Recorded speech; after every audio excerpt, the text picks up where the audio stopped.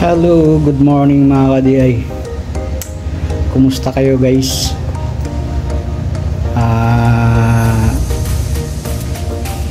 Bago nga pala ako gagawa ngayon ng aking content sa aking YouTube guys. At introduction muna tayo. Salamat sa mga subscriber ko at sa parating sumusuporta sa akin guys. Matagal-tagal din hindi ako nakapag-upload ng video, pero ngayon mayroon akong gagawin guys. Pero bago yan, kung hindi pa kayo subscribe sa aking channel, subscribe kayo, and don't forget to hit the notification bell para updated kayo sa aking mga video guys. So yun, ang aking gagawin ngayon guys, to daming mga electric fan na bumaba rito. Ito naman ang kukumpunihin ko ngayon. So ito yung aming video guys. One eternity later. So ito guys, so daming electric fan dito. Lahat yan na walang power. Isa-isahin ko to pag-repair. So tatlo to. So ito yung gagawin ko ngayon guys. Pero isa-isahin ko lang muna paggawa. So tune in lang kayo mga ka-DI. So yun mga ka-DI, ito muna yung re-repair natin. Titingnan natin kung gumagana. Ito guys, oh, naka-plug siya. Pindutin natin. 1. Yan, wala oh. 2. Wala rin. 3. Wala rin. So walang power siya guys. So buksan ko. One eternity later. So ito mga ka-DI, ibang klaseng motor siya.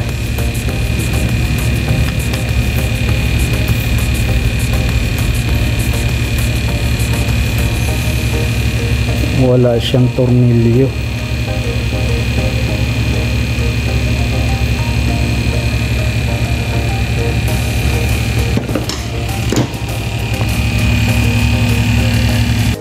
So yun mga ka-DI, nabuksan na natin yung motor. So ito guys yung thermal fuse. Pinutol ko dahil may diferensya siya. Walang tinister ko na walang continuity. So testerin natin guys.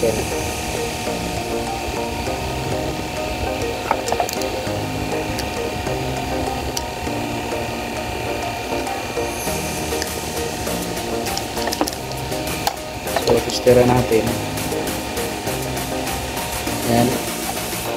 So kaya testerin natin guys. Oh wala. Insert natin, may pumapalo yun. Pero pag tester dito wala. So may diferensya to. So ito yung palitan natin guys. So ibang klaseng motor siya eh. So yun yung palitan natin mga ka-DI. One eternity later.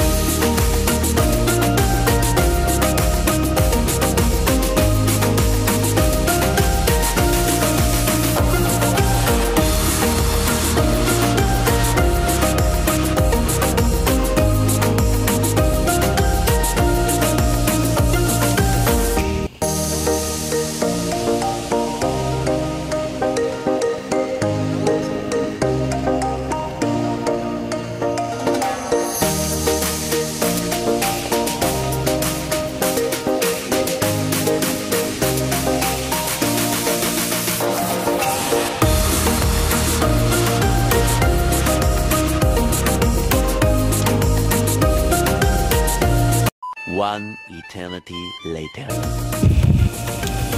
So yun guys, naikabit na natin yung thermal fuse. So advice ko lang, kung tayo ay magpalit ng mag-repair ng motor, huwag na natin jumper dahil ito kasi yung nagbibigay protection dito sa motor natin eh. Pag tumaas kasi ang pirahe nito, kusa niya itong i-cut off para hindi masunog yung ating motor guys. So yun lang ang advice ko sa nagre-repair ng electric fan. So asimbulin ko to guys, and then ikakabit ko. Tune in lang kayo mga ka-DI.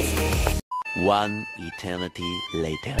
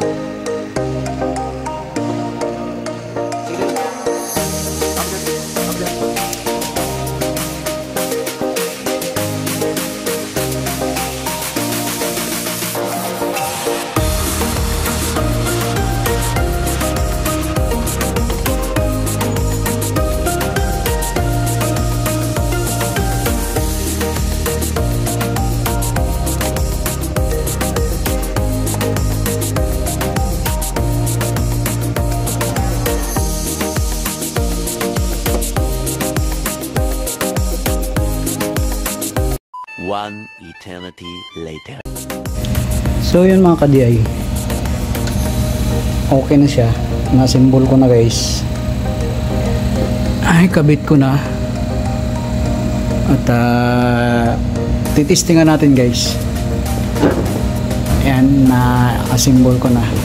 Ang kulang na lang nito is yung cover saka LC.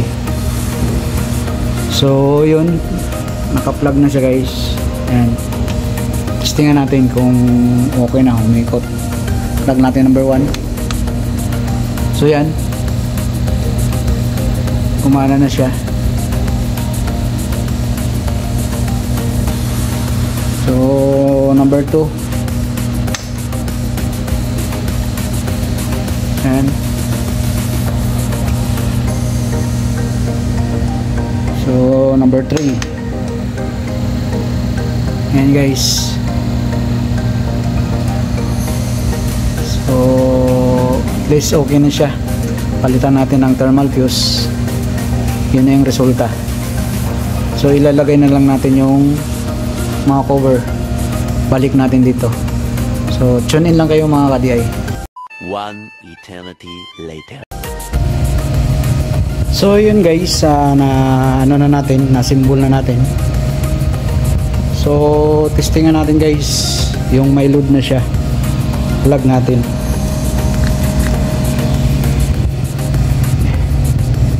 Ayan. Pindutin natin number 1. Ayan. Gumagana na siya guys. Number 2. Ayan.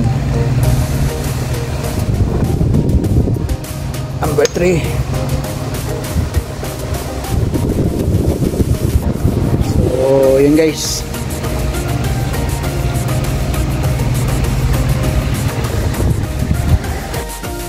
So, success yung ginawa natin mga ka-DI.